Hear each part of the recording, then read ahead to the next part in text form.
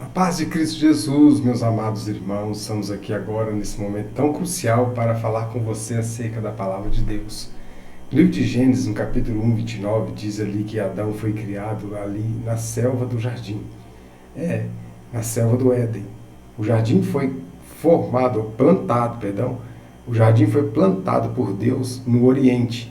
E o Éden, ele foi também plantado por Deus, melhor dizendo, deixa eu consertar aqui a minha fala, que é importantíssimo saber desse detalhe, é um detalhe crucial. Deus ele deu a ordem que as árvores brotassem no Éden segundo a sua espécie, toda espécie de árvores frutíferas que dê semente, e toda a erva do campo. E lá no jardim, Deus simplesmente, ele não vai dar ordem, Deus ele vai plantar. Ele planta um jardim no Éden.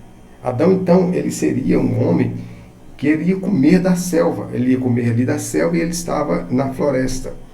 Ali é um tipo de que ainda não tinha família. O que é a floresta? A floresta é um tipo da pessoa que ainda não tem família, ou seja, ela vive na floresta. Ela ainda não pode viver no jardim. Ela não vive no jardim. Ela vive na floresta. Ela está na floresta. Quando Deus planta um jardim e ele vai então ser introduzido no jardim, Deus começa a criar para ele ali, a fazer com que viesse então brotar ou nascer para ele ali as respectivas árvores que traziam o belo, o sustento, a vida, a saúde.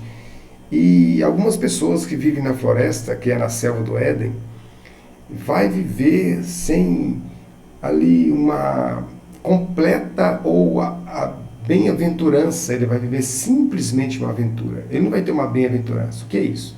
Bem-aventurança é quando a pessoa ela é bem-aventurada no que ela é completa. Ela tem satisfação com a família, ela tem a sua família, tem esposa e filhos que lhe obedecem, lhe honram, que lhe amam e respeitam. Ele tem ali a mesa e tem o que põe nela, ele tem o que põe nela e quem assenta sobre ela, ele tem o seu carro, seu veículo, e tem como sanar as despesas do carro, do seu veículo, mesmo que ele não tiver um carro, mas ele tem uma alegria, ele tem uma bem-aventurança, porque ele vive uma vida estável nessa terra. E Deus, ele então vai fazer com que o próprio Adão tenha a bem-aventurança dentro do jardim e seja um homem completo. Foi uma maravilha de casa que Deus planta para o Adão. O Adão viveu dias tremendo, mas depois de Deus ter formado ele. E nós vimos então a atuação de algumas situações que vão ser envolvidas dentro de um grande mover de Deus na vida do homem, que ao envolver-se com o que não era dele, ele vai passar a fazer com que agora toda a sua vida se torne uma tramitação debaixo de uma aventura sem sentido, desequilibrada, sem motivação. Ele agora sai das bem-aventuranças para viver uma aventura sem uma felicidade. Não adianta vivermos na Terra uma vida sem felicidade. Jesus disse que as bem-aventuranças, mesmo que dentro dessa tão grande situações que vivemos, no nosso papel crucial de servir a Cristo, dado as aflições, nós somos bem-aventurados dentro do choro, dentro do que somos mansos, dentro do poder de santidade que vivemos, quando renunciando a nós mesmos, pagando um grande preço, vivemos uma vida bem-aventurada, porque sabemos que nós teremos recompensa. E não só simplesmente saber que temos recompensa, é entender que teremos cada dia da nossa vida o prazer de servir com amor aquele que se entregou por amor por nós, para o nosso resgate. Então, a palavra de Deus, ela nos mostra acerca de um poder glorioso de autoridade que vem da parte de Deus por nossas vida de renúncia, para a nossa vida de obediência. Formamos ali uma conduta, a conduta da obediência que nos traz a renúncia, que nos traz entender e compreender acerca desse caminho estreito, desse caminho apertado, leva-nos a uma grande certeza de uma vitória que vai nos conduzir a vida eterna, o cumprimento que é receber, como estamos todos os dias da nossa vida gemendo, desejando a redenção do corpo, porque vivemos esse corpo que é corruptível, e então vivemos debaixo de uma limitação, ausentes do Senhor. Então nós gememos, aguardando e almejando essa grande movimentação que acontecerá para que venhamos ser então redimidos e venhamos poder ter em nossa vida a capacidade de termos uma vida de liberdade completa e total com Cristo na eternidade, com o corpo de glória, podendo voar, podendo explorar, podendo fazer mais do que nós fazemos agora nesse corpo limitado. Então, trazendo essa conduta que temos hoje dentro desse corpo corruptivo, fadado à queda, né?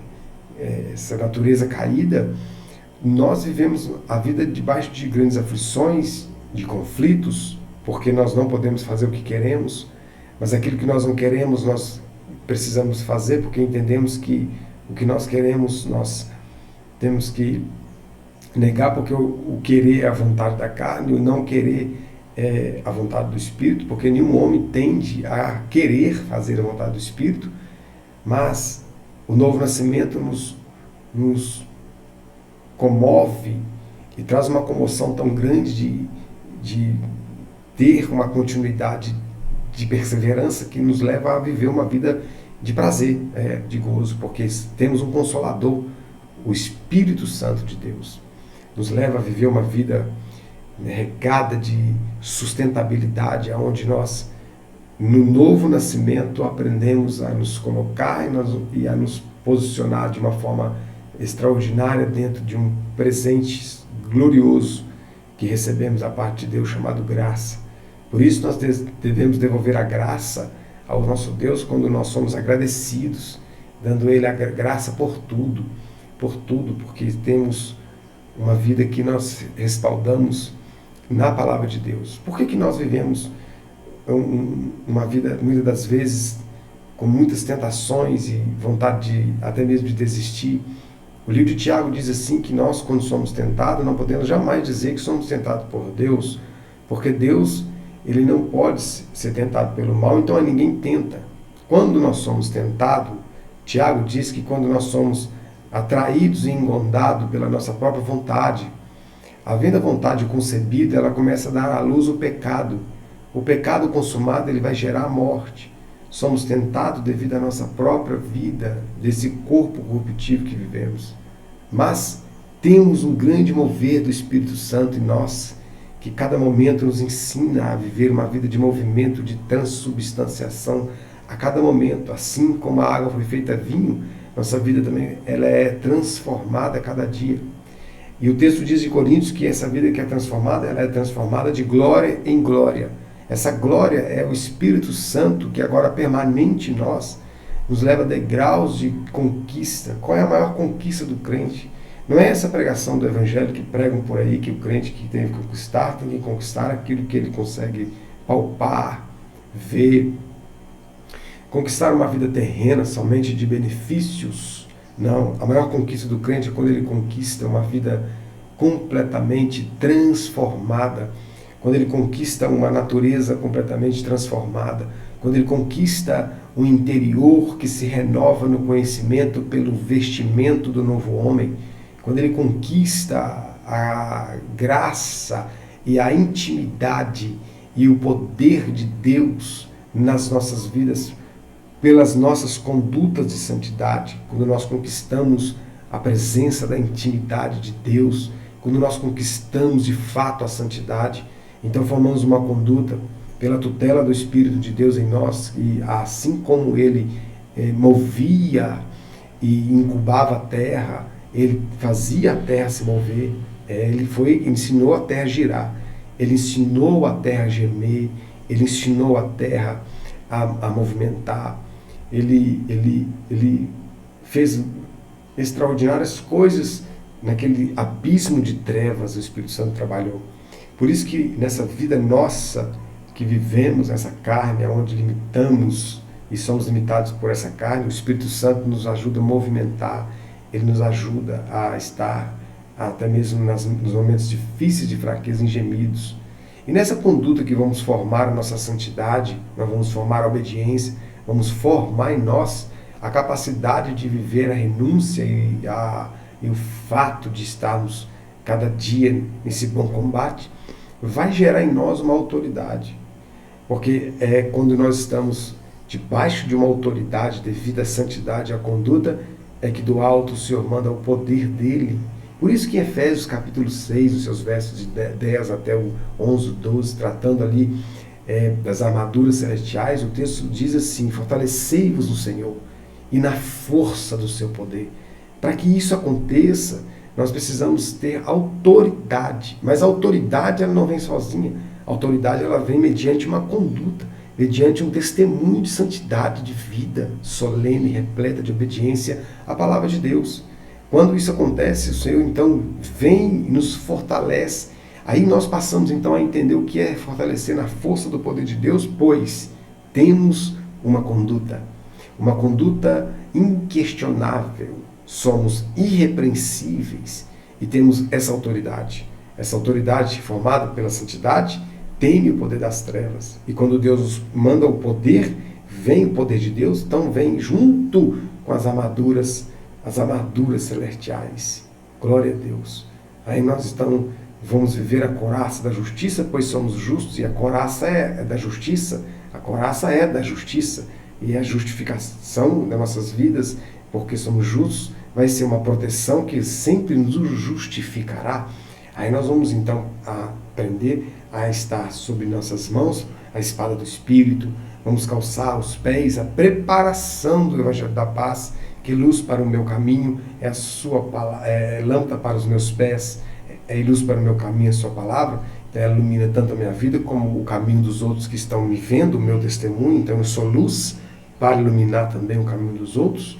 E, sobretudo, o escudo da fé, que vai apagar os dardos inflamados do maligno.